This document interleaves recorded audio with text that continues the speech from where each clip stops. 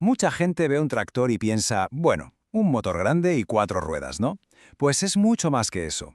Hoy vamos a hacer algo interesante. Vamos a desmontarlo, por así decirlo, pieza por pieza, para descubrir la increíble ingeniería que lo convierte en la herramienta más bestia y polivalente del campo.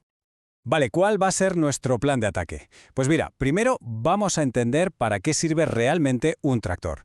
Luego nos meteremos en faena con su esqueleto y su corazón.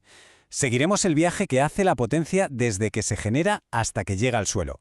Y para terminar, veremos cómo se usa toda esa fuerza y, muy importante, qué sistemas garantizan que todo sea seguro. Venga, pues empezamos por lo básico, lo fundamental. ¿Cuál es la misión de un tractor? Porque, al final, su propósito es lo que da forma a cada tornillo, a cada engranaje que vamos a ver. Y aquí está el meollo de la cuestión. Un tractor tiene una doble función, y esto es clave para entenderlo todo. No está hecho solo para tirar, para arrastrar cosas, que también, sino para ser como una central eléctrica móvil, y cada pieza que vamos a analizar está pensada, está optimizada para cumplir con ese doble papel. Bien, ahora que tenemos clara la misión, vamos a ver la estructura. ¿Por dónde empezamos? Pues por los cimientos, por los dos elementos que sostienen absolutamente todo lo demás, el bastidor y el motor. Esto que vemos es el bastidor, ¿vale? Es literalmente el esqueleto del tractor. Y aquí el desafío de ingeniería es brutal. Tiene que aguantar unas fuerzas de torsión y de compresión enormes, repartir el peso de todo y encima ser lo más ligero posible. ¿Para qué? Para ser más eficiente, claro.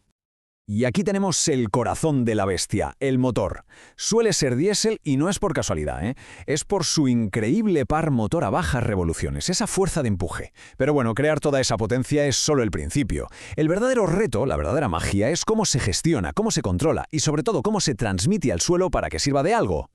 Entonces, vale, el motor genera una potencia tremenda. ¿Y ahora qué? ¿A dónde va todo eso? Pues su viaje se gestiona a través de uno de los sistemas más fascinantes y complejos de la máquina, la transmisión. Imaginad ese viaje de la potencia como un proceso en varias etapas, cada una más refinada. Todo empieza en el embrague, que es como un interruptor, conecta o desconecta el motor del resto. Luego la caja de cambios, que no solo cambia la velocidad, sino que, y esto es crucial, multiplica el par, la fuerza. Después está el diferencial, que ya veremos para qué sirve exactamente, pero que es vital para poder girar. Y el último paso son las reducciones finales, que le dan el último empujón de fuerza justo en las ruedas. Mirad esta imagen. Esto es una reducción final. Muchas veces usan un sistema de engranajes que se llama planetario, como este. Es un diseño súper compacto, pero increíblemente eficaz para multiplicar la fuerza, el par, de una manera bestial en el último momento, justo antes de llegar a la rueda. Así consiguen una fuerza de tracción máxima sin castigar al resto de la transmisión. Hablemos del diferencial. Esta pieza es una genialidad de la ingeniería que soluciona un problema de física elemental. Pensadlo. Cuando un tractor gira, la rueda de fuera de la curva recorre más camino que la de dentro, así que tiene que ir más rápido. Pues bien, este sistema de engranajes lo hace posible, reparte la potencia y permite que cada rueda gire a la velocidad que necesita. Sin él, una de las ruedas patinaría o sería arrastrada.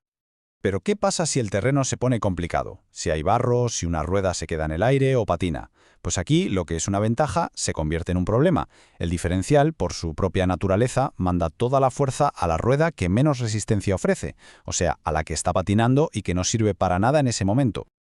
Y para eso existe la solución, el bloqueo del diferencial. Es un sistema fundamental. Cuando se activa, básicamente anula el diferencial, hace que las dos ruedas del eje giren a la vez, como si fueran una sola pieza.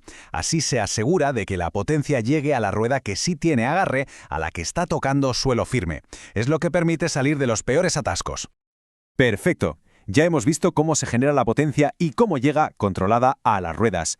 Ahora toca ver cómo se pone esa potencia a trabajar de verdad. Aquí volvemos a esa doble función de la que hablábamos al principio. Por un lado, la potencia se usa para la tracción, o sea, para mover el propio tractor, y por otro lado, para el accionamiento, a través de lo que se conoce como la toma de fuerza, la TDF, que no es más que un eje que sale del tractor para darle movimiento a otras máquinas, a los aperos. Fijaos en la imagen que lo muestra a la perfección. Vemos el enganche a 3 puntos. Es un sistema hidráulico súper preciso que permite subir, bajar e inclinar los aperos. Y luego, justo en medio, ese eje que sobresale es la toma de fuerza. De ahí sale la potencia del motor en forma de giro para mover, por ejemplo, una segadora o una empacadora. Claro, con semejante peso, mover las ruedas no es moco de pavo. Por eso los tractores modernos usan una dirección hidrostática. ¿Qué significa esto? Pues que el volante no mueve las ruedas directamente, lo que hace es abrir y cerrar válvulas que dirigen aceite a muchísima presión a unos cilindros hidráulicos. Y son esos cilindros los que hacen el trabajo de girar las ruedas. El resultado es un control total con un esfuerzo mínimo, da igual el peso que lleves delante. Está claro que con tanta potencia y tanto peso, la seguridad no es una opción, es una obligación. Es un pilar fundamental en el diseño de cualquier tractor moderno. Y si hablamos de seguridad, hay un riesgo que está por encima de todos los demás: el vuelco. Es, tristemente, la causa más común de accidentes mortales. Por eso, toda la ingeniería de seguridad actual se enfoca en una cosa: proteger al operador si eso llega a pasar. Y la solución se llama ROPS, que son las siglas en inglés de Estructura de Protección Antivuelco. Es un sistema obligatorio y que salva vidas. Puede ser un simple arco de seguridad o una cabina entera, pero su función es la misma: crear un espacio de supervivencia, una burbuja de seguridad para que el operario no quede aplastado si el tractor vuelca. Bueno, hemos hecho un buen repaso, ¿eh? Desde el esqueleto del tractor hasta su complejo sistema nervioso, que sería la transmisión, y sus sistemas de seguridad. Y todo esto nos lleva a una última reflexión. Si pensamos en toda esta tecnología, en todo este sistema tan interconectado, ¿cuál diríais que ha sido el componente que más ha evolucionado? ¿El que más ha cambiado las reglas del juego? ¿Quizás la potencia pura y dura de los motores? ¿O la inteligencia de las transmisiones modernas? ¿O a lo mejor la finura de los sistemas hidráulicos? La respuesta, sea cual sea, es la que ha definido la agricultura tal y como la conocemos hoy. Hola a todos. Hoy vamos a meternos de lleno en el corazón de la maquinaria agrícola, para entender la tecnología que lo mueve todo, el motor de combustión interna. Veremos en profundidad sus principios, su funcionamiento y sus componentes clave.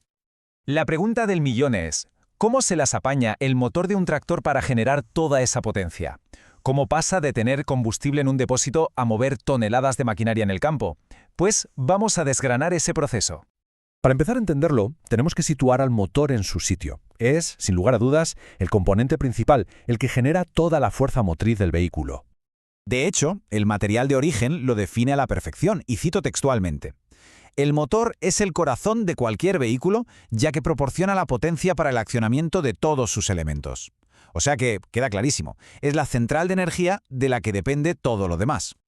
A ver, que quede claro que existen muchísimos tipos de motores, eléctricos, mecánicos, incluso nucleares, pero en el mundo de la maquinaria agrícola, el rey indiscutible es el de combustión interna. Así que nos vamos a centrar de lleno en este, que es el que nos interesa. Venga, pues vamos al lío. Vamos a ver en detalle qué es exactamente un motor de combustión interna y, sobre todo, cómo funciona su ciclo operativo. La definición técnica, aunque suene un poco densa, es la clave para entenderlo todo. Básicamente, lo que ocurre es que la energía química del combustible se libera de golpe al quemarse dentro de una cámara cerrada, que es el cilindro. Esta combustión genera una expansión de gases brutal que empuja un pistón y ahí es donde empieza la conversión de energía en trabajo mecánico. Bien, dentro de los motores de combustión interna hay dos grandes familias, los Otto y los diésel. La diferencia principal, y es enorme, está en cómo se enciende el combustible. Los motores Otto, los de gasolina, necesitan una chispa de una bujía para que explote la mezcla. En cambio, los motores diésel son otra historia. Aquí no hay chispa. Lo que hacen es comprimir el aire con una fuerza tremenda, tanto que su temperatura se dispara. Justo en ese momento se inyecta el gasóleo, que se autoinflama por el calor. Esta altísima compresión es la clave de su mayor rendimiento y de que sean idóneos para la maquinaria pesada.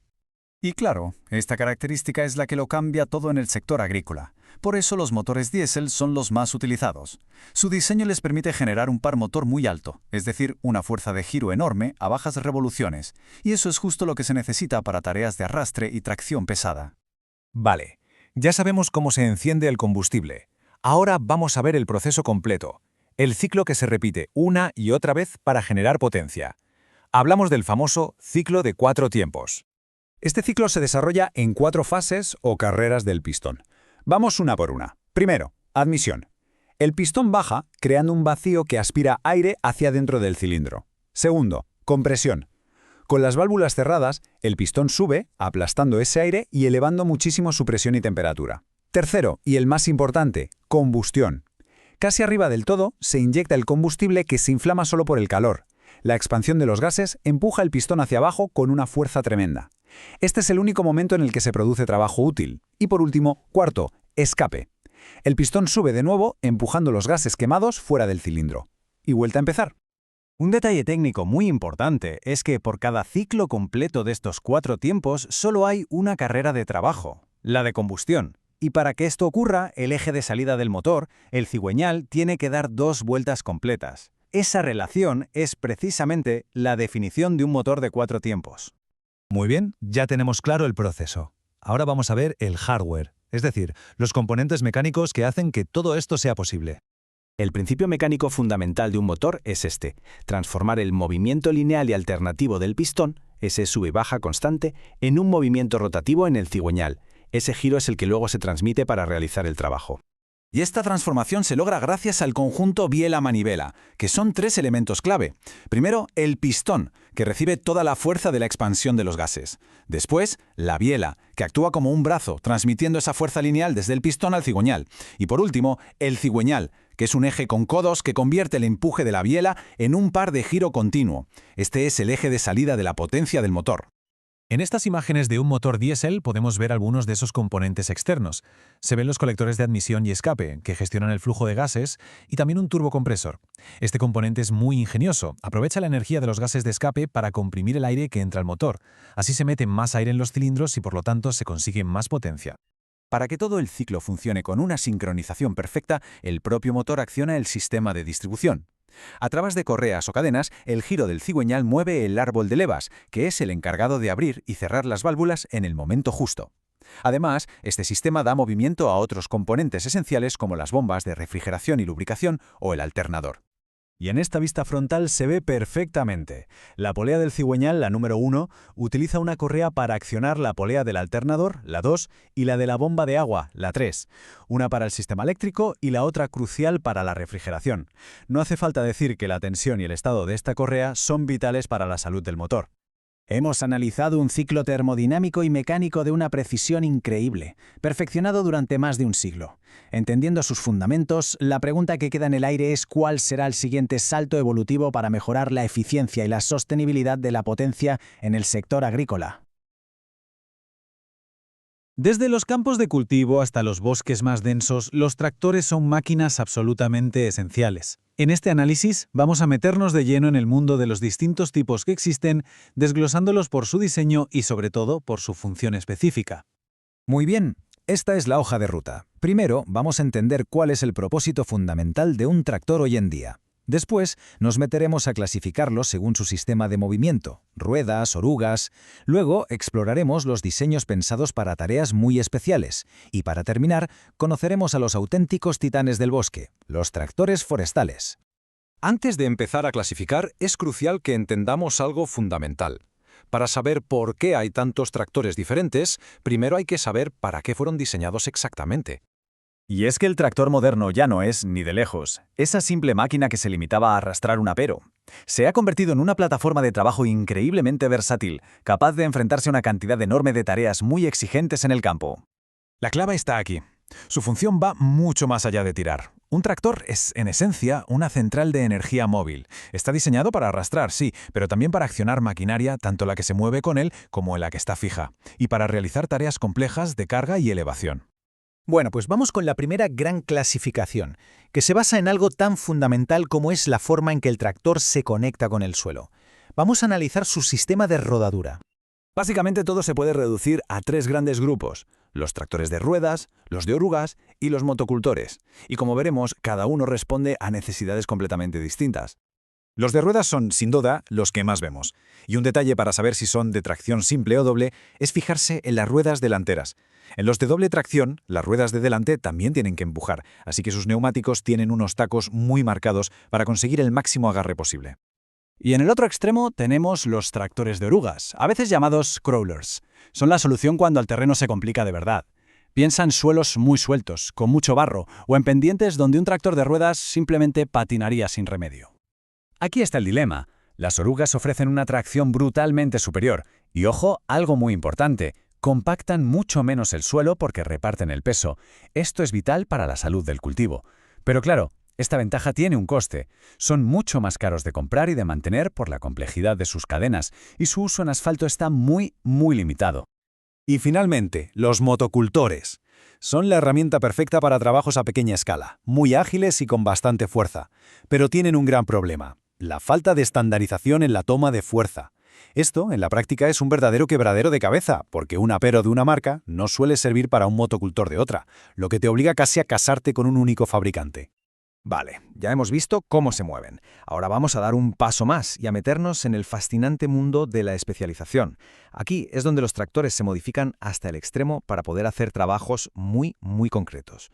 Estos que llamamos tractores especiales son la prueba perfecta de que la forma sigue a la función. Cada cambio en su diseño, ya sea el chasis, la altura o el ancho, está pensado para resolver un problema que un tractor normal no podría afrontar. Hablamos de cultivos en hileras muy estrechas o de trabajar en pendientes, por ejemplo.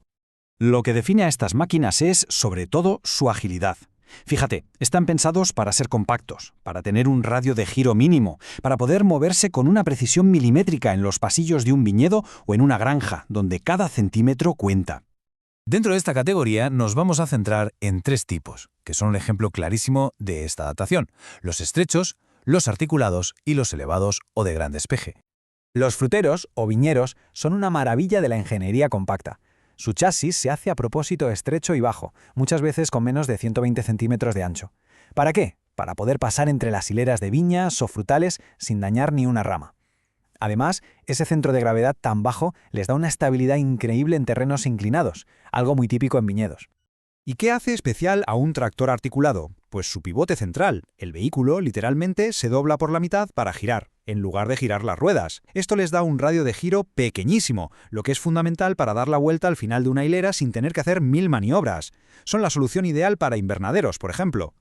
Y los elevados, o zancudos, resuelven un problema muy concreto. ¿Cómo trabajas en un cultivo que ya está alto?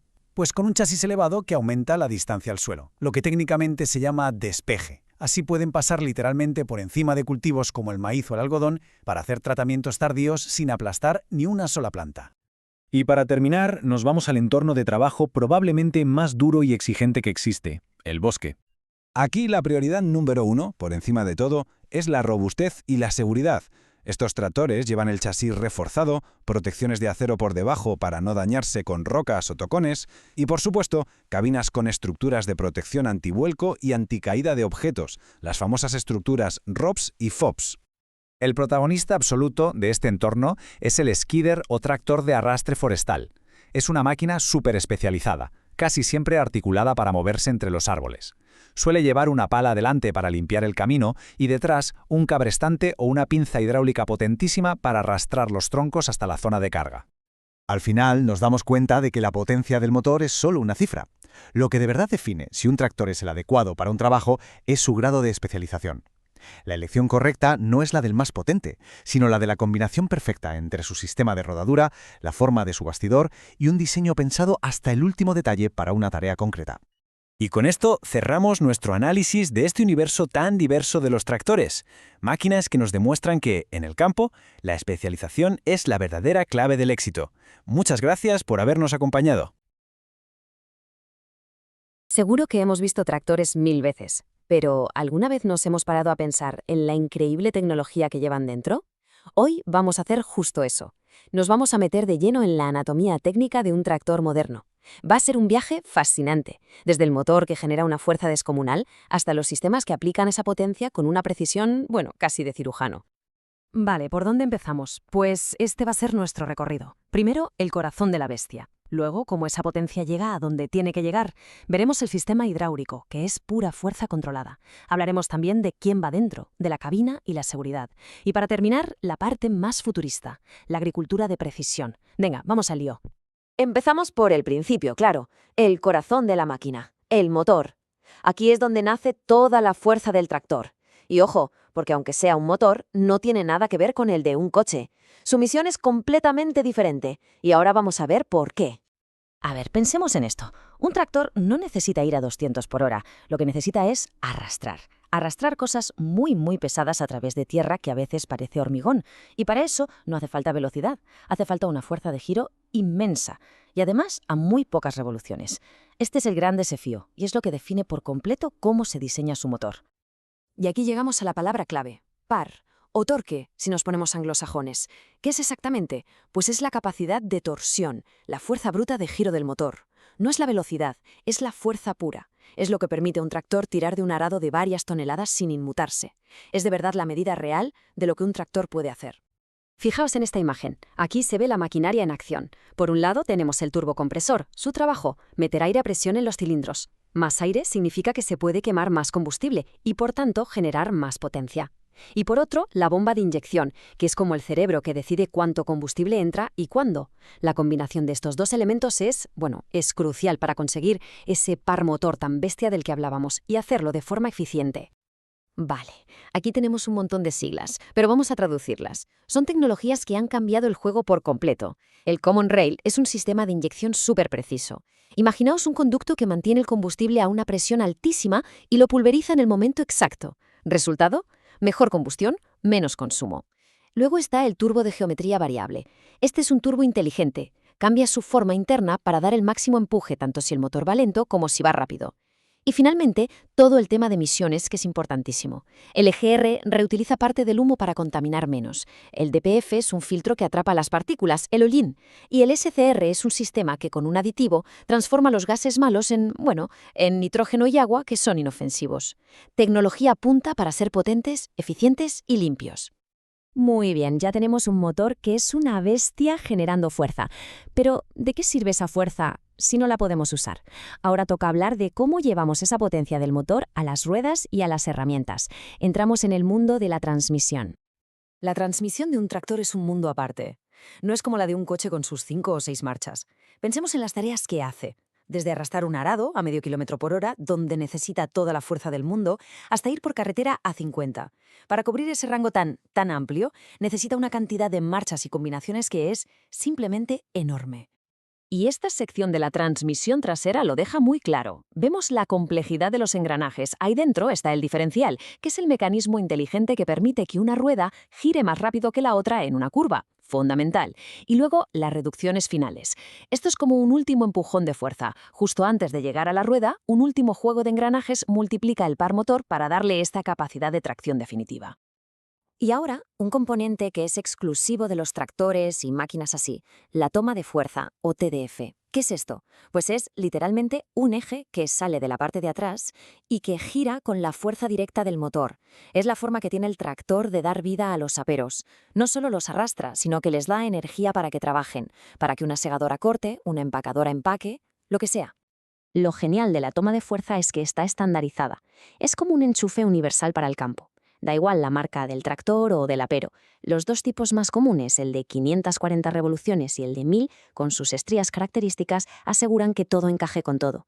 Esta estandarización fue y es clave para la mecanización agrícola. Dejamos la transmisión mecánica y nos pasamos a la fuerza fluida. Vamos a hablar del sistema hidráulico. Si el motor es el corazón y la transmisión son los músculos, el sistema hidráulico es como el sistema nervioso y circulatorio a la vez. Es pura potencia y control, todo a través de aceite a presión. Aquí lo vemos en acción. Ese sistema de brazos en la parte trasera es el famoso enganche de 3 puntos o tripuntal. Es la forma en que el tractor se acopla a la mayoría de aperos. Y esos brazos, por supuesto, se mueven gracias a la fuerza hidráulica. Son capaces de levantar y manejar aperos que pesan miles de kilos con una facilidad pasmosa.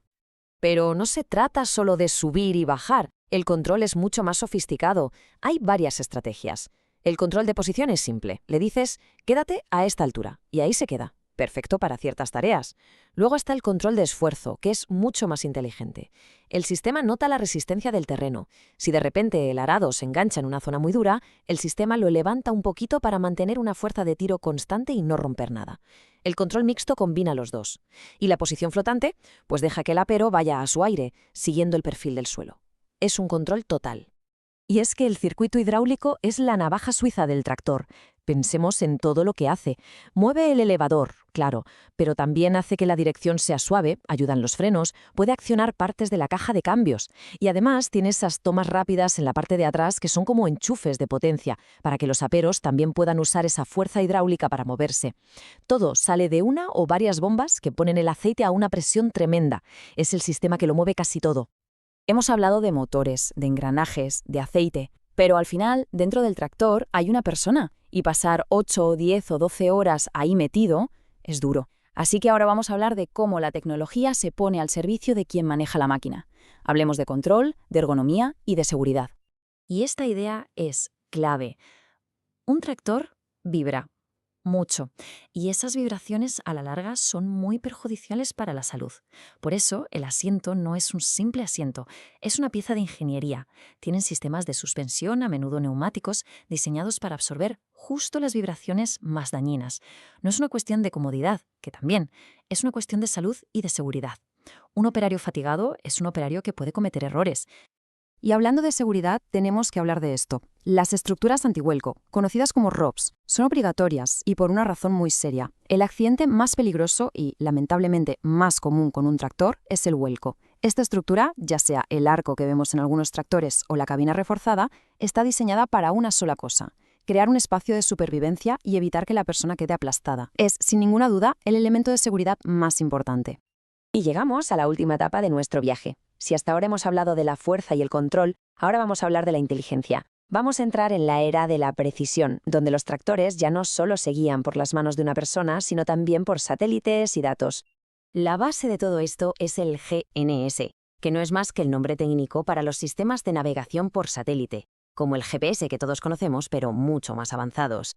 Gracias a unas señales de corrección especiales, estos sistemas le dicen al tractor dónde está, con un margen de error de apenas un par de centímetros. ¡Un par de centímetros en medio de un campo enorme!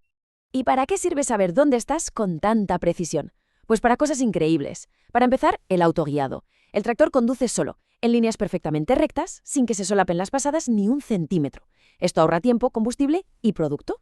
Pero va más allá. Permite la aplicación variable. El tractor tiene un mapa del campo y sabe qué zonas son más fértiles y cuáles menos. Así puede echar más semilla o abono donde hace falta y menos donde no. Se optimiza todo. Y con los mapas de rendimientos se recoge información sobre la cosecha para saber qué ha funcionado y qué no. Es una revolución. Así que, si lo pensamos, hemos pasado de una máquina que era básicamente un motor con ruedas a un centro de datos rodante. Una red de sensores, ordenadores y sistemas de precisión trabajando juntos. Y la pregunta es inevitable. Si ya hemos llegado hasta aquí, ¿qué es lo siguiente? ¿Tractores completamente autónomos que trabajen solos día y noche? ¿Una inteligencia artificial que tome decisiones sobre el cultivo en tiempo real? Parece ciencia ficción, pero el camino de la evolución, desde luego, no se ha detenido. Hola, hoy vamos a meternos de lleno en el mundo de los aperos que se acoplan al tractor. En concreto, vamos a analizar la clasificación profesional de los que se usan para preparar el suelo. Veremos por qué elegir bien estas herramientas, basándonos en cómo están diseñadas y para qué sirven, es absolutamente fundamental para que el trabajo en el campo sea de verdad eficiente. Para empezar, mirad esta imagen. Es que lo resume todo, ¿verdad? Vemos la maquinaria ahí en plena faena, acondicionando la tierra. Esta es justo la conexión de la que vamos a hablar, la que hay entre la tecnología y el suelo. Va a ser el eje de todo nuestro análisis. Bueno, ¿y cuál es el plan para hoy? Pues aquí lo tenemos. Empezaremos por lo más básico. ¿Para qué sirve el laboreo? Luego profundizaremos en las dos clasificaciones que son clave, por profundidad y por cómo se acopla el apero. Y para terminar, hablaremos de otros implementos y de por qué una buena selección lo es todo. Muy bien, pues vamos al lío con la primera sección. Antes de pensar en qué apero elegir, es vital entender el porqué de todo esto. ¿Cuál es el objetivo del laboreo? Pues ni más ni menos que dejar el terreno en las mejores condiciones posibles para que el cultivo crezca fuerte y sano. A ver, el laboreo busca conseguir tres cosas principalmente. Lo primero es el mullido, o sea, ahuecar la tierra, dejarla suelta para que le entre mejor el aire y el agua. Lo segundo, el volteo. Esto es, básicamente, darle la vuelta a la capa de tierra para enterrar la hierba, los restos de la cosecha anterior y los abonos. Y tercero, y este es un paso delicadísimo, preparar un lecho de siembra perfecto, que la tierra quede fina para que la semilla tenga el mejor contacto posible. Y claro, todo esto nos lleva directamente a la primera gran clasificación, que responde a una pregunta crítica para cualquier agricultor. ¿A qué profundidad necesito trabajar? Porque dependiendo de la respuesta, se elegirá un apero u otro. Empezamos por lo más hondo, las labores de subsuelo. Aquí estamos hablando de trabajar a una profundidad de entre 40 y 60 centímetros. El objetivo es muy específico, regenerar capas de tierra que se han compactado, por ejemplo, por el paso de maquinaria pesada, y así mejorar el drenaje. Son trabajos casi de cirujano, ¿eh? Ojo, porque aquí hay un detalle que lo cambia todo. Los subsoladores y descompactadores trabajan muy profundo, sí, pero, y esto es crucial, no le dan la vuelta a la tierra. Su trabajo es romper esas capas duras, no voltearlas, para no sacar a la superficie la tierra de abajo, que suele ser mucho menos fértil. Vale, subimos un poco de nivel. Dejamos el subsuelo y nos vamos al laboreo primario. Aquí nos movemos en una profundidad de entre 20 y 35 centímetros. Ahora el objetivo es otro: incorporar los restos de la cosecha anterior y romper los terrones para que el suelo esté más poroso. Es, digamos, la primera gran preparación del terreno. Y para hacer este trabajo, ¿qué herramientas tenemos? Pues de varios tipos. Están los que voltean la tierra, como el arado de vertedera o el de discos. Luego están los que trabajan sin darle la vuelta, como el arado cincel, también conocido como chisel. Y finalmente tenemos los aperos que se accionan con la toma de fuerza del tractor, la TDF, que básicamente usa la potencia del motor para mover el apero directamente, como pasa con la cavadora. Y aquí lo vemos en acción. Un ejemplo de libro: el arado de vertedera. Este es un laboreo primario con volteo en toda regla. Fijaos cómo gira la capa de tierra por completo, dejando un surco perfectamente limpio. Y para el remate final, reducimos todavía más la profundidad. Entramos en el laboreo secundario. Aquí el trabajo es mucho más superficial, de 5 a 15 centímetros, y lo que busca es refinar el trabajo que se ha hecho antes. El objetivo es dejar el lecho de siembra perfecto, es el acabado final. Y aquí la variedad de herramientas es enorme, ¿eh? Tenemos aperos fijos, como los cultivadores, otros que giran, como las gradas de discos, y de nuevo los que van accionados por la toma de fuerza, que usan la potencia del tractor para un trabajo más intenso, como las fresadoras o las gradas rotativas, que dejan la tierra súper desmenuzada. Y para terminar con esta clasificación por profundidad, hay una categoría un poco aparte: los aperos especiales. Estos están diseñados para tareas muy específicas que normalmente tienen que ver con darle una forma concreta al terreno. ¿Tareas como cuáles? Pues pensad, por ejemplo, en abrir zanjas con arados especiales o en levantar lomos o caballones para cultivos que lo necesitan, como la patata o el espárrago. Son, en definitiva, herramientas para modelar el terreno. Muy bien, ya tenemos clara la profundidad, pues ahora toca la segunda gran decisión: ¿cómo enganchamos el apero al tractor? Porque esto va a determinar la maniobrabilidad que tengamos, la estabilidad del conjunto y, por supuesto, el tamaño del apero que podemos usar. Básicamente nos vamos a encontrar con 3 métodos de acoplamiento. Los aperos pueden ser suspendidos, semisuspendidos o arrastrados, y cada tipo tiene sus propias ventajas y desventajas a nivel mecánico y de trabajo. A ver, la diferencia es bastante fácil de entender, pero es fundamental. Un apero suspendido va enganchado al sistema de 3 puntos del tractor, y es el propio tractor el que lo levanta del suelo por completo. En cambio, un apero arrastrado se engancha a un solo punto, como la barra de tiro, y se apoya en sus propias ruedas para moverse. Y claro, como suele pasar, entre un extremo y otro hay una solución intermedia: los semisuspendidos.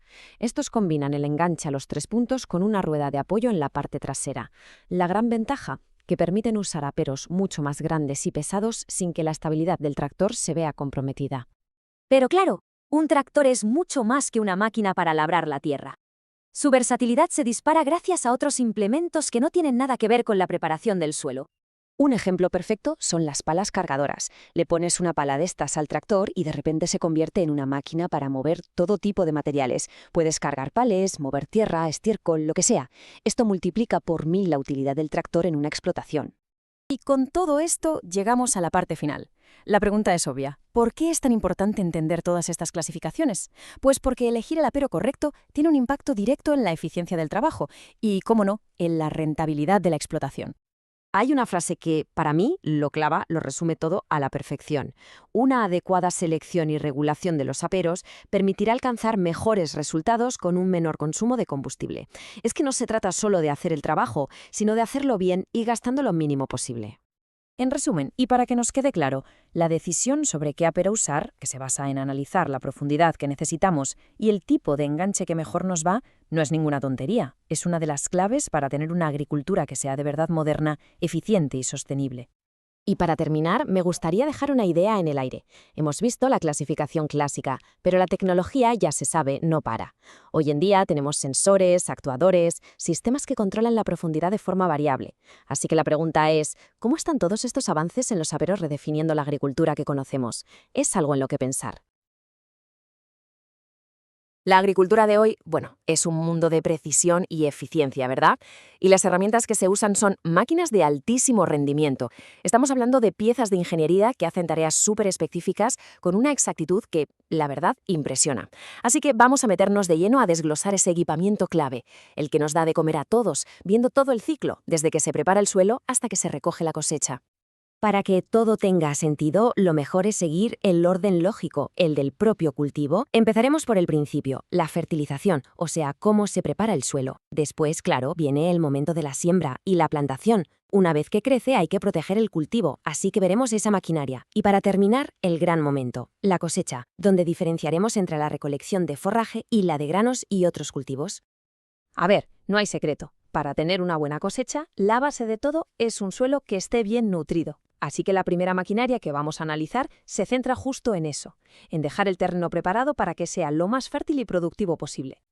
Y aquí entran en juego las abonadoras, que son cruciales. Su trabajo es básicamente repartir los fertilizantes, ya sean sólidos o líquidos, por todo el campo. Y ojo, no de cualquier manera, sino de forma muy uniforme y muy controlada. Es que acertar con los nutrientes en esta primera fase es poner la primera piedra para que todo lo que venga después salga bien. Si nos fijamos en cómo están hechas, es que son pura eficiencia. Pensemos en una de sólidos. Primero tenemos la tolva, que es donde se echa el fertilizante. De ahí, el producto pasa por unos elementos de dosificación, que son los que regulan la cantidad exacta que va a salir. Y por último, los elementos de distribución, que ya se encargan de esparcirlo por el campo. Son 3 partes clave, un mecanismo que parece simple, pero que es súper efectivo. Pero claro, no todas las necesidades son iguales, y aquí la precisión es la clave. Hay distintos tipos. Por un lado están las centrífugas, que proyectan el fertilizante a lo ancho, cubriendo mucha superficie. Perfectas, por ejemplo, para praderas. Pero, ¿y si tenemos un cultivo en hileras? Pues ahí se usan las localizadoras, que son mucho más eficientes. ¿Por qué? Porque ponen el nutriente justo donde hace falta, en líneas, cerca de donde van a estar las raíces. Así se aprovecha al máximo el fertilizante y se desperdicia mucho menos. Luego tenemos el caso del estiércol y otros fertilizantes orgánicos. Esto ya es otra historia, claro. Se necesitan máquinas específicas, los distribuidores de estiércol. No se trata solo de llevarlo al campo. Estos remolques llevan unos cilindros que lo desmenuzan, lo rompen bien y luego lo esparcen de forma homogénea. El objetivo es que la materia orgánica se reparta bien para que sus nutrientes se integren perfectamente en el suelo. Vale, ya tenemos el suelo listo, lleno de nutrientes. Siguiente paso, lógicamente, sembrar. Ahora es cuando de verdad se ponen los cimientos de lo que será la cosecha. Fijémonos en cómo funciona una sembradora, porque es como una coreografía mecánica perfecta. Primero, unos discos o rejas abren un surco en la tierra, a la profundidad justa. Justo después, el dosificador deja caer la semilla. Acto seguido, otros elementos se encargan de tapar la semilla con tierra. Y para rematar, unas ruedas compactan un poquito el suelo para que la semilla tenga buen contacto. Cada uno de estos pasos es vital para que la semilla germine como debe. Básicamente, hay 2 grandes formas de sembrar. Una es la siembra a voleo, que consiste en lanzar las semillas sobre el terreno, cubriendo una gran superficie. Se usa mucho para césped o cultivos de cobertura, donde no importa tanto la precisión. Y luego está la siembra en líneas, que es todo lo contrario. Aquí cada semilla se deposita en una hilera a una profundidad y distancia concretas. Esto da un control total sobre el cultivo. Y si hablamos de precisión, la tecnología neumática ya es otro nivel. Es fascinante. Estas máquinas usan aire, ya sea por vacío o por presión, para coger las semillas de una en una, lo que se llama monograno, y las colocan en el suelo con una separación milimétrica. Para cultivos como el maíz o el girasol, esto es fundamental. Se optimiza el espacio, se optimizan los recursos y te aseguras de que cada planta tenga su sitio para crecer sin competencia. Claro que no todo se siembra directamente en el campo. Hay cultivos, pensemos en muchas hortalizas por ejemplo, que primero crecen en un semillero hasta que son una pequeña planta, una plántula. Para llevar esas plantitas al terreno definitivo se usan las plantadoras o trasplantadoras. Son máquinas diseñadas para coger estas plantitas con muchísimo cuidado, para no dañar las raíces, y colocarlas en el suelo. Pueden ser manuales, con ayuda, o totalmente automáticas. Muy bien, ya hemos sembrado, las plantas empiezan a crecer, pero ahora hay que protegerlas. Plagas, enfermedades, malas hierbas, siempre hay amenazas. Así que vamos a ver qué maquinaria se utiliza para esta defensa del cultivo. Lo primero que hay que diferenciar aquí es el tipo de producto fitosanitario que se va a aplicar. ¿Es sólido? En polvo, para eso están los espolvoreadores. ¿Es líquido? Entonces necesitamos un pulverizador. La máquina cambia completamente dependiendo de esto. Centrándonos en los líquidos, la gran diferencia está en cómo se transportan las gotas hasta la planta. Un pulverizador hidráulico funciona por presión. El líquido sale a presión por una boquilla y las gotas llegan al objetivo por su propia inercia. Un atomizador, en cambio, es distinto.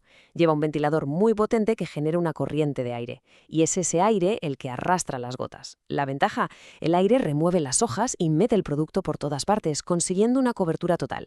Esto es súper importante en cultivos frondosos como los viñedos o los frutales. Y para rizar el rizo, dentro de los atomizadores también hay subtipos. Tenemos el hidroneumático, donde la gota se forma por presión de líquido, como en un pulverizador normal, y luego una corriente de aire la empuja. Por otro lado está el neumático. Aquí el proceso es diferente. El aire, a gran velocidad, es el que se encarga de todo, tanto de romper el líquido en gotitas muy finas como de llevarlas hasta la planta. Y llegamos por fin a la cosecha. Vamos a empezar por la recolección de forraje, es decir, de los cultivos que servirán de alimento para el ganado. Hay que entender que esto no es llegar y cortar, es un proceso que tiene varias fases. El proceso de recolección de forraje es casi una cadena de montaje, pero en mitad del campo. Lo primero, obviamente, es el corte con las segadoras. Después, un paso muy importante, el acondicionamiento. Se aplastan un poco los tallos para que se sequen antes. Cuando ya está seco, los rastrillos lo juntan todo en hileras, en cordones, para que sea más fácil recogerlo. Y el último paso es el empacado. Se recoge, se comprime y se empaqueta. Y a la hora de empacar hay dos formas principales. Por un lado, las empacadoras que hacen pacas rectangulares, las de toda la vida, usan un pistón que comprime el forraje a lo bestia. Son paquetes muy densos, geniales para apilar y almacenar. Y por otro lado, tenemos las rotoempacadoras, que hacen esos fardos redondos, cilíndricos, que vemos tanto en el campo. Aquí, unas correas o rodillos van enrollando el forraje sobre sí mismo. Es un sistema muy rápido y muy popular. Y ahora sí, pasamos a la que muchos consideran la joya de la corona de la maquinaria agrícola. Hablamos de la cosecha de granos, el momento de recoger los cultivos, que muchas veces van directos al mercado. La cosechadora, o como se la conoce, la combinada, es sin duda una de las máquinas más complejas y eficientes que existen. Y se llama combinada por algo muy simple, porque combina en una sola pasada varias operaciones que antes había que hacer por separado. Es que es literalmente una fábrica con ruedas. Pensemos en todo lo que hace a la vez que avanza. Primero, la siega. Corta el cultivo y lo mete para adentro. Segundo, la trilla. Ahí dentro, un sistema de golpes separa el grano de la espiga. Tercero, la separación. Se encarga de quitar la paja y los restos más grandes. Y cuarto, la limpieza. Con un ventilador y unas cribas se quitan las últimas impurezas. El resultado es el grano limpio, listo, saliendo por un lado, y la paja por otro. Pero el mundo no acaba en los cereales. Para nada. Hay todo un universo de cosechadoras súper especializadas. Por ejemplo, para la patata o la remolacha que crecen bajo tierra, hay máquinas que las desentierran y separan la tierra. O para la uva y la aceituna, se usan máquinas con vibradores que sacuden el tronco o las ramas para que caiga el fruto. En fin, que para cada cultivo, con sus particularidades, la ingeniería ha encontrado una solución a medida. Al final, de lo que nos damos cuenta es de que cada una de estas máquinas, por muy avanzada que sea, es una herramienta de precisión y todo su potencial solo se aprovecha si se calibra y se ajusta perfectamente siguiendo las indicaciones del fabricante. O sea que no es solo tener la máquina, es saber usarla bien. Y claro, después de ver todo esto, la pregunta es inevitable, ¿no? ¿Qué será lo siguiente? ¿Cómo van a cambiar la agricultura de precisión y la robótica, todas estas máquinas en los próximos años? Porque la automatización, la inteligencia artificial, todo eso ya está aquí y promete una auténtica nueva revolución en el campo. Vamos a meternos de lleno en un tema fascinante, la maquinaria forestal. Hablamos de esas máquinas potentísimas, súper especializadas, que son las que al final gestionan y dan forma a nuestros bosques. Y para arrancar, fijémonos en esta idea, que es clave. Nos pone sobre la mesa una de las dos grandes tareas, de las dos misiones que tiene esta maquinaria, la de proteger. Vale, ¿cómo lo vamos a ver? Pues muy sencillo, lo hemos dividido en 4 bloques. Primero, la maquinaria para la explotación, para sacar la madera, y segundo, la que se usa para prevenir y apagar incendios. Dos caras de la misma moneda. Muy bien, pues vamos al lío. La gestión de un bosque hoy en día es un equilibrio muy delicado, ¿verdad? Por un lado está la parte de la extracción de madera, que tiene que ser eficiente, y por otro, la protección del bosque, sobre todo contra el fuego. Son dos tareas que parecen opuestas, pero para las dos la clave es la misma. Se necesita maquinaria muy especializada. Empecemos por la primera parte, por la maquinaria que se dedica a la tala, a todo lo que es el aprovechamiento de la madera. Aquí entra un concepto fundamental, la corta. Ojo, porque corta no es simplemente coger una sierra y tirar un árbol abajo, no. Es todo el proceso, desde que se corta hasta que el tronco queda preparado. Y para hacer todo eso, claro, hace falta toda una serie de máquinas trabajando en equipo. Y claro, si pensamos en cortar un árbol, la primera imagen que se nos viene a la cabeza es esta, la motosierra. La herramienta básica, por así decirlo. En el sector forestal, lo normal es que lleven un motor de gasolina de 2 tiempos. A ver, vamos a verla un poco por dentro. Tiene su motor, el depósito, la cadena de corte, la espada, lo típico. Pero aquí lo interesante de verdad, lo crucial, no es solo el motor de 2 tiempos, que se usa por su brutal relación entre la potencia que da y lo poco que pesa. Lo realmente vital es cómo se combina esa potencia con los sistemas de seguridad, como por ejemplo el freno de cadena. Pensemos que se trabaja en condiciones durísimas. Esa combinación de fuerza y seguridad es sencillamente indispensable. Pero claro, a gran escala, la motosierra se queda corta. El proceso se mecaniza a un nivel increíble. Es como una fábrica, pero en mitad del bosque. Primero tienes las taladoras, que no solo cortan el árbol, sino que controlan cómo cae. Luego entran las procesadoras, que son una pasada. Quitan las ramas y trocean el tronco a la medida exacta. Y para rematar, las descortezadoras, que dejan la madera limpia. Cada máquina hace una cosa, todo súper optimizado.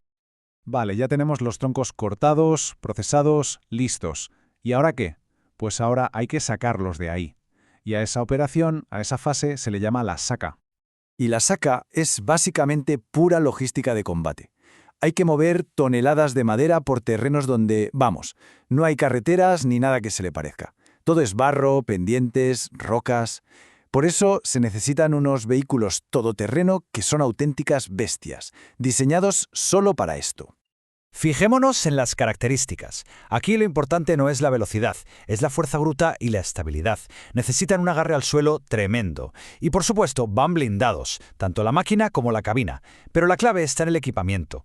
Llevan cabrestantes, grúas hidráulicas, todo lo necesario para arrastrar y cargar troncos que pesan una barbaridad. Bueno, pues ya hemos visto la parte de cosechar. Ahora vamos a darle la vuelta a la tortilla y a ver la otra cara, la maquinaria que protege el bosque. La que lucha contra el fuego. Porque al final, la lucha más eficaz contra un incendio es la que se hace antes de que empiece, la prevención. Y ahí la maquinaria vuelve a ser fundamental. Se trata básicamente de quitarle comida al fuego, limpiar todo el matorral, las ramas secas del suelo, todo ese material que es como la pólvora. Y sobre todo, crear cortafuegos, que son como trincheras en esa guerra. Y para esa tarea, el rey indiscutible es el bulldozer. Esta máquina es pura potencia. Con su pala frontal puede mover toneladas de tierra, arrancar árboles. Es la herramienta perfecta para abrir un cortafuegos, para crear una barrera física, un espacio sin combustible que frene en seco el avance de las llamas. Pero, ¿y si la prevención falla y el fuego ya está aquí? Pues entonces se pasa a la extinción. Y la extinción es un ataque coordinado, por tierra y por aire. Como podemos ver, cada medio tiene su función, sus puntos fuertes y se complementan. Desde el suelo, la clave es el agua. ¿Cómo la llevamos al fuego? Pues tienes 2 tipos de vehículos principales. Por un lado, las motobombas, que se colocan junto a un río o un embalse y bombean agua a través de mangueras. Por otro, los camiones cisterna, que son básicamente depósitos de agua con ruedas, capaces de meterse por caminos forestales y llegar a puntos donde no hay otra forma de llevar el agua. Y ojo, que los bulldozers también se usan en plena extinción, para crear cortafuegos de emergencia. Y luego está el apoyo desde el cielo. Los medios aéreos son absolutamente vitales. ¿Por qué? Por la rapidez y porque llegan a sitios donde por tierra es imposible o muy peligroso llegar. Y aquí tenemos a los 2 protagonistas del aire. Por un lado, los helicópteros. Su gran ventaja es la versatilidad, sobre todo gracias al famoso Bambi Bucket, esa especie de cesta gigante que cuelga. Con ella pueden coger agua de casi cualquier sitio, un embalse, un río, incluso una piscina. Y luego están los aviones, como los hidroaviones, que cargan el agua directamente en su fuselaje. Para eso, claro, necesitan planear sobre una superficie de agua más grande, como un lago o un pantano. Son diferentes formas de operar, pero ambas súper efectivas. Así que, como hemos visto, la maquinaria forestal tiene esta doble naturaleza, ¿no? Por un lado, son herramientas de producción, las cosechadoras, que nos permiten aprovechar un recurso como la madera. Pero por otro son también las protectoras, los guardianes que defienden el bosque de su peor enemigo, que es el fuego. Y todo esto, claro, nos deja una pregunta abierta de cara al futuro. La tecnología no para de avanzar. Ya se habla de drones, de automatización, de usar datos a tiempo real. La pregunta es, ¿cómo va a cambiar toda esta maquinaria? ¿Cómo evolucionará para afinar todavía más ese equilibrio tan complicado entre lo que necesitamos del bosque y cómo lo protegemos? Hoy vamos a meternos de lleno en el corazón de la maquinaria motorizada, esa que es clave tanto en agricultura como en jardinería. Y ojo, porque no vamos a quedarnos en la superficie. No se trata solo de saber arrancarla y ya. La clave está en entender su mecánica, en dominarla para sacarle hasta la última gota de rendimiento. Vamos a hacer un análisis a fondo, a nivel profesional, para entender de verdad cómo funcionan. Vale, esta es la hoja de ruta. Primero, un repaso a las máquinas clave, los tipos y para qué sirve cada una. Luego pasamos a la parte práctica, cómo se operan y sobre todo cómo diagnosticar problemas. Y cerraremos con lo que de verdad marca la diferencia, los parámetros para medir su rendimiento. Vamos a ello. Empezamos fuerte, con los pesos pesados, de la maquinaria ligera. Y digo esto porque, aunque parezcan pequeñas, estas herramientas son pura potencia. La mayoría funcionan con motores de 2 tiempos. ¿Y eso qué significa? Pues una relación potencia-peso simplemente bestial. Son máquinas nerviosas, rápidas. Vamos a ver por qué son absolutamente imprescindibles. La primera de la lista, la motoazada. Una máquina que a primera vista parece sencilla, pero que es un prodigio de la ingeniería. Es compacta, sí, pero con una fuerza tremenda para preparar el suelo. Pero aquí viene lo interesante. Su gran particularidad es que no tiene ruedas para moverse. Se apoya y se impulsa directamente con las fresas, con las mismas herramientas que trabajan la tierra. Una solución genial para meterse en sitios pequeños. Seguimos con la motorrozadora o, como la conocemos casi todos, la desbrozadora. Es la herramienta perfecta para llegar donde nada más llega, para limpiar la maleza más rebelde, y su diseño es pura ergonomía. Que el motor esté en un extremo y el cabezal de corte en el otro no es una casualidad. El motor actúa de contrapeso y todo el conjunto está pensado para que el operario tenga el máximo control y se canse lo menos posible. Mucho ojo aquí, porque esto es uno de esos detalles que distinguen a un profesional. Cuando hablamos de cortacéspedes, la gente piensa en potencia, en el motor, pero la verdadera diferencia está en el sistema de corte. Por un lado tenemos los rotativos, los más comunes. Estos cortan por impacto, a lo bruto, como si dieran un manotazo a la hierba. Es rápido, sí, pero por otro lado están los helicoidales. Esto es otro mundo. Cortan por cizalla, como una tijera de precisión. El corte es limpio, perfecto, y para la salud del césped la diferencia es, es abismal. El resultado no tiene nada que ver. Y llegamos a la motosierra. Probablemente la más icónica de todas. Una herramienta que impone, y con razón. Su capacidad de corte, esa mezcla de potencia bruta y precisión, viene de una simbiosis perfecta entre 3 elementos. Primero, un motor de 2 tiempos que gira a unas revoluciones de infarto. Segundo, una cadena con dientes diseñados para desgarrar la madera. Y tercero, la espada o barra guía, que es la que dirige toda esa furia justo al punto exacto. La coordinación entre esos 3 tiene que ser milimétrica. Y claro, no podemos hablar de motores de explosión sin mencionar la alternativa que viene pisando fuerte, la eléctrica. Las baterías de hoy en día son ligeras, potentes y están cambiando las reglas del juego. Es un cambio de paradigma. Quizás se pierde un poco de esa potencia explosiva del motor de gasolina, pero lo que se gana es enorme. 0 emisiones y sobre todo mucho, mucho menos ruido. Para trabajar en zonas residenciales, esto es, sencillamente, el futuro. Bien, ya tenemos una idea clara de las herramientas. Pero saber qué son es solo el principio. Ahora vamos a la segunda parte, la que de verdad define a un buen operario. Entender cómo funcionan, y más importante aún, saber qué hacer cuando dejan de funcionar. Cualquiera puede arrancar una máquina, pero diagnosticar una anomalía, eso es otro nivel. Y si hubiera que dar un solo consejo, una regla de oro para operar y mantener cualquier máquina sería esta. Leamos con atención. Resulta imprescindible que el operador asimile el contenido de este manual. No es una recomendación, no es una lectura opcional, es la Biblia de la máquina. Todo está ahí. Seguridad, mantenimiento, rendimiento. Ignorarlo es un error de principiante. Cuando algo falla, lo peor que se puede hacer es empezar a tocar cosas al azar. Hace falta un método, un proceso lógico. El punto de partida es fundamental. Conocer la máquina como la palma de la mano, saber cómo suena y cómo se comporta cuando todo va bien. A partir de ahí, si hay un problema, volvemos al manual. Y después empieza el trabajo de detective. Hay que empezar a descartar. ¿El fallo parece mecánico? ¿O quizás es algo hidráulico? ¿O será la electrónica? Hay que acotar el problema. Y hablando de electrónica, es que las máquinas de hoy en día son auténticos ordenadores con ruedas o cuchillas. Están llenas de sensores, de centralitas que monitorizan cada parámetro en tiempo real. Ya no solo gestionan el motor, sino que generan una cantidad de datos increíble. Y esos datos son oro puro para un técnico. Permiten hacer diagnósticos con una precisión que antes era impensable, a veces incluso sin estar delante de la máquina, de forma remota. Es un salto cualitativo enorme. Muy bien, llegamos al tercer y último bloque, y este es para mí el más importante. Es lo que de verdad eleva el trabajo de campo a un nivel de gestión profesional. Ya no hablamos de usar la máquina, sino de optimizarla. Y para optimizar, primero hay que medir. Si no mides, vas a ciegas. Así que vamos a ver cuáles son esos parámetros clave. La pregunta del millón es esta. ¿Cómo medimos de forma objetiva la eficiencia de una máquina en el campo? ¿Cómo sabemos si lo estamos haciendo bien, mal o regular? Pues para responder a esto, tenemos que entender tres conceptos distintos pero relacionados de capacidad de trabajo. Vamos a verlos uno por uno. El primer concepto es la capacidad de trabajo teórica. Esto es, digamos, el mundo ideal. Es la superficie que la máquina podría cubrir si no parase ni un instante, si todo fuese perfecto, sin giros, sin recargas, sin imprevistos. Es el 100%. Un número que, seamos sinceros, nunca vamos a alcanzar en la realidad, pero que nos sirve como referencia máxima. Luego bajamos un escalón a la realidad con la capacidad de trabajo efectiva. Aquí ya somos más realistas, contabilizamos el tiempo que se pierde en maniobras que son inevitables, como dar la vuelta al final de la parcela, parar para rellenar el depósito de combustible o la tolva. Son tiempos muertos, sí, pero son necesarios para el trabajo. Aquí el rendimiento ya baja y puede quedarse entre un 60 y un 90% del teórico. Y por último, el dato que de verdad importa, el que paga las facturas, la capacidad de trabajo real.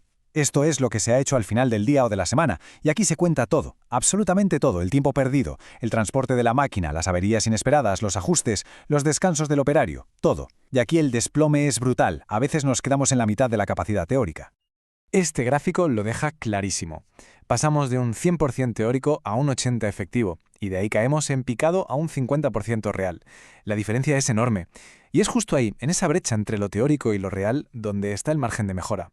Cada minuto que se le araña a los tiempos muertos es eficiencia y rentabilidad directa. Pero la eficiencia no es solo tiempo, también es combustible. Y aquí hay que distinguir dos métricas clave. Una es el consumo horario, litros por hora. Esto nos dice básicamente cuánto bebe la máquina, cuánto nos cuesta tenerla encendida. Pero la métrica realmente interesante es el consumo específico, litros por hectárea. Esto no mide cuánto gasta, sino cómo de eficiente es gastándolo. Nos dice cuánto combustible necesitamos para hacer un trabajo concreto. Ahí está la clave de la eficiencia. Al final todo se resume en esto. Conocer la máquina, saber diagnosticarla y sobre todo medir su rendimiento. Ese es el camino profesional. Y nos deja con una reflexión final de cara al futuro. En un mundo donde la eficiencia y las emisiones son cada vez más importantes, ¿bastará con la fiabilidad y la potencia del motor de combustión de toda la vida? ¿O su reinado se verá amenazado por el avance, silencioso pero imparable, de la tecnología de baterías? Es la gran pregunta que definirá la maquinaria de los próximos años. Mucha gente piensa que dominar una máquina profesional es, bueno, simplemente saber mover las palancas y los pedales, ¿no? Pero la verdad es que va mucho, mucho más allá. Es toda una disciplina. Hablamos de una mezcla de habilidad, claro, pero también de seguridad, de estrategia y, como no, de un respeto total por la normativa. Así que en el análisis de hoy vamos a meternos de lleno en esas claves que marcan la diferencia entre ser un simple operador y un auténtico profesional. ¿Vale? ¿Y cuál es nuestra hoja de ruta? Pues bien, vamos a empezar por lo más básico y fundamental, el uso seguro de la maquinaria. Después veremos qué pasa cuando salimos a la calle, con la circulación en vías públicas. Luego pasaremos a la parte más estratégica, la planificación y gestión del trabajo. También hablaremos de una herramienta clave, el parte de trabajo. Y para terminar, nos sumergiremos en el mundo de la normativa específica. Vamos a ir construyendo ese perfil de experto, pieza a pieza. ¡Empecemos! Y arrancamos, como no podía ser de otra manera, por el pilar que lo sostiene absolutamente todo, el uso seguro. Es que, seamos sinceros, antes de hablar de si somos eficientes, de si ganamos dinero, hay algo que está por encima de todo y que no se negocia, la seguridad, la propia y, por supuesto, la de todos los que están alrededor. Y mirad, esta frase que vemos en pantalla lo resume a la perfección. Los riesgos durante el uso de la maquinaria agrícola son múltiples y pueden afectar tanto al operador como a otras personas en las inmediaciones de la maquinaria. Ojo con esto, porque es crucial. No estamos hablando de pequeños sustos o de riesgos menores. No. Estamos en un entorno que exige la máxima atención. Y lo más importante de todo, lo que quiero que quede clarísimo, el peligro no es solo para quien conduce la máquina, sino para cualquiera que esté cerca. ¿Y de qué tipo de riesgos estamos hablando exactamente? Pues son bastante variados, la verdad. Por un lado están los que te imaginas al momento, los más evidentes. Un atrapamiento por el eje de la toma de fuerza, que es esa pieza que gira y transmite la potencia, una pesadilla, o un aplastamiento, ya sea con el tractor o con el apero. Pero luego Luego están los enemigos silenciosos, esos que no ves venir. Los riesgos a largo plazo, como las enfermedades profesionales que aparecen con los años por estar expuesto a vibraciones, a polvo, todo por no usar la protección que toca. Vale, perfecto. Sabemos los riesgos, pero ¿cómo los mantenemos a raya? Bueno, pues la clave está en estos 4 principios básicos. 1. Conocer la máquina. El manual del operador no está ahí para coger polvo en la guantera. Hay que leérselo, estudiárselo. 2. Seguir los procedimientos. Las instrucciones del fabricante están ahí por algo, no son una sugerencia. 3. Usar los dispositivos de seguridad. Son una ayuda fantástica, pero cuidado, no podemos confiarlo todo a ellos. La prudencia de la persona que opera es lo más importante. Y 4, por supuesto, llevar siempre el equipo de protección individual, el EPI, es literalmente la última barrera que nos separa del peligro. Muy bien, ya hemos hablado de la seguridad en la zona de trabajo, pero ¿qué pasa cuando esa misma máquina tiene que salir a la carretera? Pues que el escenario cambia por completo. Aquí entramos en la esfera pública y las reglas del juego son otras, mucho más estrictas y sobre todo reguladas por ley. Y lo primero que hay que entender es cómo los ve la ley. La DGT tiene una categoría específica para ellos, Vehículo Especial Agrícola. Y esto no es solo un nombre, es una clasificación legal que lo cambia todo. A partir de aquí se despliega un conjunto de normas propias sobre qué permisos se necesitan, a qué velocidad pueden ir, qué luces deben llevar, todo lo que los hace diferentes al resto de coches y camiones. Y si hablamos de circular por la vía pública, hay algo que es sagrado. La documentación. Es un pack de 4 cosas que tienen que estar siempre en regla, sí o sí. A ver, repasemos. El permiso de circulación, la tarjeta de la ITV al día, el seguro obligatorio en vigor y, lógicamente, el carnet de conducir que corresponda al vehículo. Con que falte uno, ya no se puede salir. Así de simple. Y aquí tenemos un ejemplo perfecto de una de esas normas específicas que son vitales. La señal luminosa V2, vamos, el pirulo de toda la vida, esa luz ámbar que da vueltas. Pues bien, no es un adorno, es totalmente obligatoria para cualquier vehículo agrícola que vaya a menos de 40 km por hora. ¿Por qué? Pues para que el resto de conductores se den cuenta de lejos y entiendan que vas lento. Es una medida de seguridad que evita muchísimos accidentes. Bueno, dejamos un poco de lado la parte puramente legal y nos metemos ahora en el cerebro de la operación, la estrategia. Porque ser un profesional no es solo saberse las normas y no tener accidentes, es también ser eficiente, es optimizar cada minuto, cada litro de gasoil, en definitiva, es hacer que el trabajo sea rentable. Y esta tabla es que no puede ser más clara. La diferencia entre trabajar con un plan y trabajar sobre la marcha es la noche y el día. Por un lado, con planificación tienes un resultado económico óptimo, usas los recursos de forma inteligente y evitas los famosos cuellos de botella. Por el otro, sin planificar, pues tienes justo lo contrario. Pierdes dinero, eres ineficiente, se producen retrasos en cadena y al final pones en riesgo la viabilidad de todo el trabajo. Vamos a poner un ejemplo para que se entienda perfectamente. Pensemos en la cosecha de forraje. Tienes una picadora enorme, de altísimo rendimiento, que no para. Para que esa máquina sea rentable, necesita una cola de remolques perfectamente sincronizada para llevarse el material. ¿Qué pasa si un remolque se retrasa? La picadora tiene que parar. Y en el momento en que esa máquina para, toda la operación se detiene. Se pierde tiempo, se pierde dinero. Ese es un cuello de botella en toda regla. Por eso, la planificación aquí es sencillamente todo. Vale, genial, tenemos un plan. Pero, ¿cómo sabemos si está funcionando de verdad? ¿O cómo podemos hacerlo aún mejor la próxima vez? Pues la respuesta está en una herramienta que a veces se ve como simple papeleo, pero que es oro puro, el parte de trabajo. Esto no es burocracia, es inteligencia de negocio, inteligencia operativa. ¿Y qué debe tener un buen parte de trabajo? Pues lo esencial para luego poder analizarlo. Primero, la identificación. ¿Qué máquina? ¿Qué operador? Segundo, el registro de tareas. ¿Qué se ha hecho? ¿Cuánto tiempo se ha tardado? ¿Cuánto combustible se ha gastado? Tercero, un pequeño control del mantenimiento básico, para asegurarnos de que todo está en orden. Y cuarto, y esto es muy importante, un apartado de observaciones. Un hueco para que quien ha estado en el campo apunte cualquier cosa rara, cualquier incidencia. Es, al final, la fuente de datos que nos conecta con la realidad. Y aquí es donde la magia ocurre. Una vez que tenemos todos esos datos, podemos hacer lo más importante, compararlos con lo que habíamos planeado. ¿Hemos gastado más gasoil de lo que pensábamos? ¿Por qué? ¿Hemos tardado 2 horas más? ¿Qué ha pasado? Analizar esas desviaciones es lo que nos permite aprender, ajustar los planes para la próxima vez, ser más eficientes y, en resumen, tomar mejores decisiones. Es un ciclo de mejora constante. Y llegamos ya al último gran pilar. La normativa específica, porque además de las normas generales de tráfico que ya hemos visto, hay todo un mundo de reglas muy concretas que aplican a ciertos equipos y trabajos, y conocerlas, insisto, no es opcional, es una obligación.